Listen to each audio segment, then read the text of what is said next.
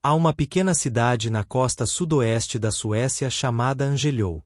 Não é um lugar que a maioria associaria ao futuro do automóvel. Não tem a escala industrial de Stuttgart ou Detroit. Não aparece com frequência nas conversas que moldam os rumos da indústria automotiva. Mas algo vem acontecendo ali há muito tempo. De forma quieta. Sem muito alarde. A Koenigsegg fabrica carros em números muito pequenos. Não centenas. Não milhares. Aquele tipo de número que a maioria das grandes montadoras consideraria um erro de arredondamento. E, ainda assim, as pessoas dentro daquela instalação passaram anos trabalhando em problemas que organizações muito maiores já tinham, silenciosamente, deixado de questionar. Quando o resto da indústria começou a direcionar sua atenção para os trens de força elétricos, a Koenigsegg não seguiu esse movimento da mesma forma. Não porque a empresa desconhecesse o que estava acontecendo. Os engenheiros ali viram as mesmas transições se desenrolarem. Eles entendiam o que os dados sugeriam e para onde o dinheiro estava indo. Eles simplesmente não aceitaram que o motor a combustão havia atingido seu teto. Esse tipo de posição é fácil de ignorar quando uma indústria inteira está se movendo em uma direção. É preciso um tipo específico de ambiente para continuar fazendo uma pergunta que a maioria já parou de fazer. Uma organização menor.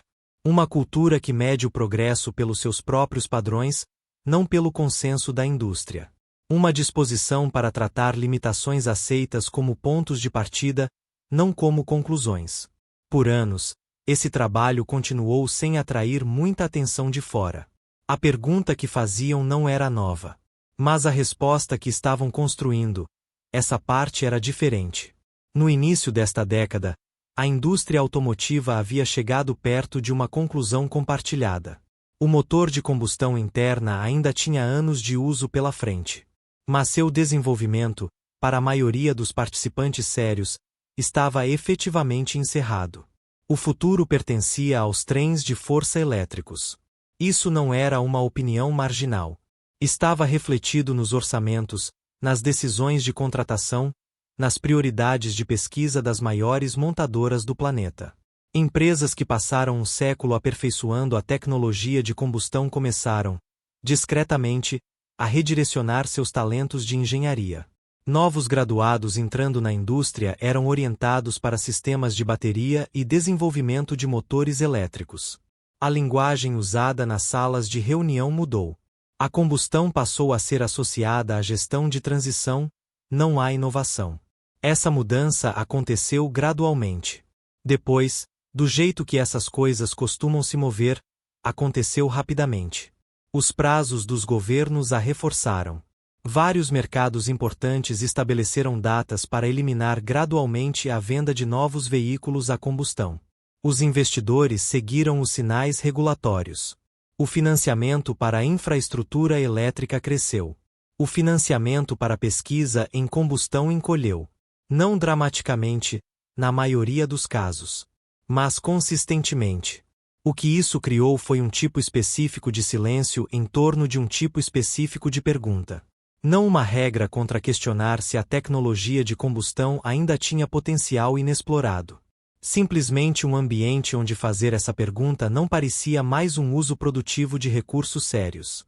A maioria das organizações responde a esse tipo de ambiente da mesma forma. Elas o seguem. O custo de ir contra um consenso forte é alto, e as recompensas são incertas. Algumas não o seguem. E essas organizações tendem a passar despercebidas por muito tempo. O que aconteceu dentro daquela pequena instalação na Suécia durante esses anos quietos? É aí que esta história realmente começa. Toda a indústria carrega suposições dentro de si. Ideias que começaram como observações, foram repetidas com frequência suficiente, com o tempo, endureceram em algo que parecia verdade permanente. O tipo de crença que deixa de ser examinada não porque foi provada além da dúvida, mas simplesmente porque ninguém continuou questionando-a. O motor de combustão interna carregava uma suposição mais do que quase qualquer outra. A de que era fundamentalmente ineficiente. Que uma grande parte da energia que gerava seria sempre perdida como calor. Que isso não era uma falha de projeto a ser resolvida, mas uma realidade física a ser aceita. Essa ideia havia sido citada tantas vezes, em tantas comparações entre sistemas de combustão e elétricos, que se tornará parte da fundação de todo o argumento da transição. Motores elétricos eram mais limpos, sim. Mas também eram simplesmente melhores em converter energia em movimento. Motores a combustão desperdiçavam demais. Essa era a conclusão. E, para a maior parte da indústria, a conclusão há muito havia encerrado a questão. O que a Koenigsegg começou a examinar era se esse teto era realmente fixo, ou se era um produto de escolhas de design que nunca haviam sido seriamente revisitadas. O motor que desenvolveram, chamado Dark Matter, usa um sistema que remove o comando de válvulas tradicional e substitui a sincronização mecânica por precisão controlada por software. Isso permite que o próprio processo de combustão seja ajustado em tempo real, respondendo às condições de uma forma que a arquitetura convencional de motores simplesmente não consegue. Os números de eficiência sendo reivindicados em torno dessa tecnologia, se mantidos sob condições independentes, a colocariam em um território que a indústria havia efetivamente declarado inatingível para sistemas de combustão. Esse é o detalhe que fez os engenheiros pararem. Não a potência de saída. O número da eficiência. E um engenheiro que tende a continuar pensando. Alegações técnicas de pequenos fabricantes chegam regularmente. O mundo automotivo aprendeu, através de longa experiência, a recebê-las com cuidado. Existe um padrão bem conhecido. Um anúncio é feito. A cobertura segue. Perguntas são levantadas. E, discretamente, sem muita cerimônia, a alegação desaparece antes que possa ser testada em condições reais. O anúncio do motor da Koenigsegg não seguiu esse padrão. Algo nele se moveu de forma diferente. Não ficou restrito à conversa sobre hipercarros, onde alegações de desempenho incomuns são quase esperadas. Começou a aparecer em lugares onde públicos mais cuidadosos e céticos passam seu tempo. Fóruns de engenharia. Comunidades de desenvolvimento de trens de força. O tipo de espaço onde os profissionais não se envolvem com algo a menos que o considerem tecnicamente credível o suficiente para valer a pena examinar. O engajamento que se seguiu não foi celebratório. Foi interrogativo. As pessoas estavam procurando onde a alegação desmoronava. Procurando a suposição que havia sido discretamente enterrada dentro dos números. Esse tipo de atenção é específico. Não é direcionado a coisas que são fáceis de descartar. Parte do escrutínio focou na complexidade. A arquitetura de motor sem comando de válvulas já havia sido explorada antes, por organizações com recursos muito maiores que os da Koenigsegg. Nenhum desses esforços chegou à produção em escala. Os desafios de engenharia envolvidos são reais e não são pequenos. Outras questões focaram na durabilidade. Se os números de desempenho permaneceriam consistentes ao longo de toda a vida útil. Se o comportamento do sistema sob condições variadas de temperatura correspondia ao que os testes controlados haviam mostrado. Essas eram perguntas sérias. Elas permanecem em aberto. Mas o fato de pessoas sérias estarem investindo tempo em fazê-las dizia algo por si só. Um sinal havia começado a se mover pela indústria. Lentamente. Sem manchetes. Mas estava se movendo. As indústrias não mudam de direção por causa de um único momento. Não há um ponto de virada limpo que explique tudo. O que realmente acontece é mais silencioso do que isso. A pressão se acumula de múltiplas direções ao mesmo tempo. Lentamente o suficiente para que seja difícil identificá-la enquanto está acontecendo. Visível principalmente em retrospecto. A transição elétrica vinha carregando sua própria pressão por algum tempo. A adoção pelos consumidores em vários mercados importantes havia se movido mais lentamente do que as projeções iniciais sugeriam. A lacuna entre os prazos das políticas e o comportamento real de compra tornará-se difícil de ignorar. A infraestrutura de recarga havia se expandido, mas de forma desigual. Questões sobre a cadeia de suprimentos de baterias surgiram de maneiras que não eram totalmente visíveis quando as metas de transição estavam sendo definidas. Nada disso significava que a história do veículo elétrico estava fracassando. Os dados não suportavam essa conclusão. As vendas estavam crescendo. O investimento permanecia substancial. Mas a certeza que cercava a transição em seus primeiros anos, a sensação de que o caminho era reto e o destino estava fixo, havia suavizado de maneiras que estavam se tornando mais difíceis de ignorar. Foi nesse ambiente mais suave que o sinal da Koenig se chegou. Um motor de uma pequena empresa não redireciona uma indústria. Não é isso que está sendo dito aqui. Mas ele faz algo mais sutil. Ele reintroduz uma pergunta no momento em que o ambiente está mais disposto a lidar com questões desconfortáveis do que estava alguns anos antes.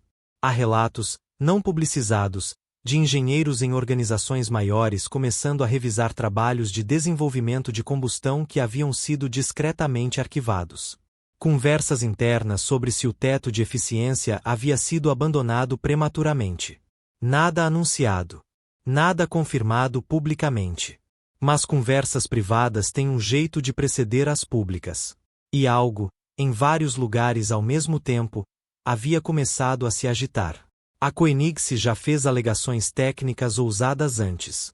A história desta empresa inclui motores e sistemas que realmente surpreenderam as pessoas que os examinaram. Mas a história da indústria em geral também inclui muitos momentos em que uma tecnologia promissora gerou atenção séria e então, discretamente, desapareceu antes de alcançar alguém além de um público muito pequeno. Entender por que este momento pode carregar mais peso exige olhar para o contexto ao redor, não apenas para a tecnologia em si. O momento é específico de uma forma que importa. Várias grandes montadoras estenderam discretamente seus prazos de desenvolvimento de combustão interna nos últimos 2 anos. Não com anúncios altos. Através de decisões orçamentárias. Através do tipo de escolha organizacional que não gera comunicados à imprensa, mas reflete onde a liderança acredita que o futuro próximo realmente está indo. Os ambientes regulatórios em mercados-chave também se tornaram menos uniformes do que pareciam há vários anos. Alguns prazos mudaram. Algumas metas foram suavizadas. O cenário político que antes parecia uma fronteira fixa começou a mostrar arestas que são mais negociáveis do que pareciam inicialmente. Uma tecnologia que chega a esse ambiente chega de forma diferente do que teria chegado em 2021.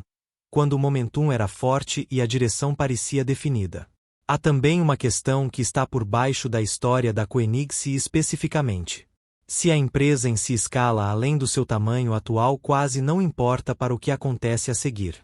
O que importa é se a abordagem técnica subjacente, se validada independentemente, torna-se algo que organizações maiores se sintam pressionadas a examinar seriamente. Prova de conceito e produção em massa são problemas diferentes.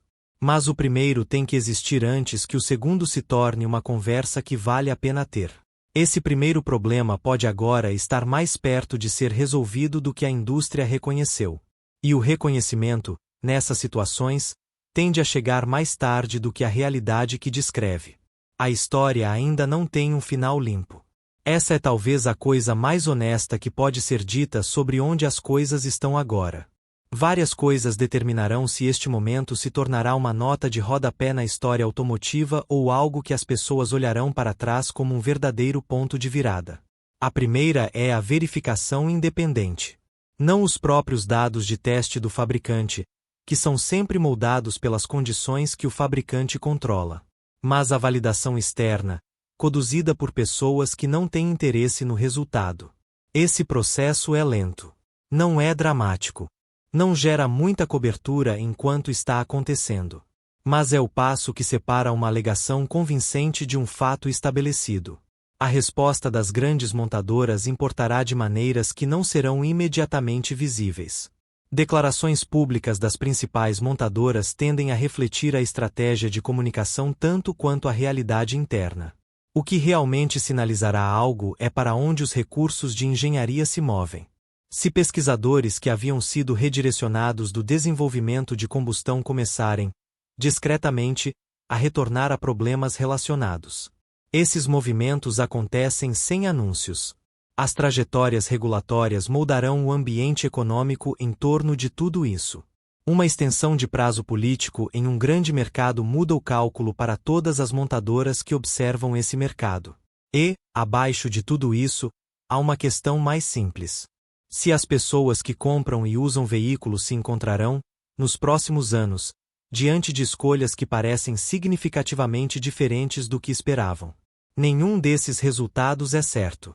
A transição elétrica pode continuar em grande parte como projetada. A tecnologia que a Koenig construiu pode enfrentar barreiras que a impeçam de influenciar algo além de um segmento muito pequeno. Mas uma pergunta que foi considerada encerrada foi reaberta. E perguntas encerradas, uma vez reabertas, têm um jeito de permanecerem abertas até que algo definitivo as resolva. Esse momento definitivo ainda não chegou. Antes que esta conversa siga em frente, calmamente ele pode estar mais perto do que a maioria está prestando atenção no momento.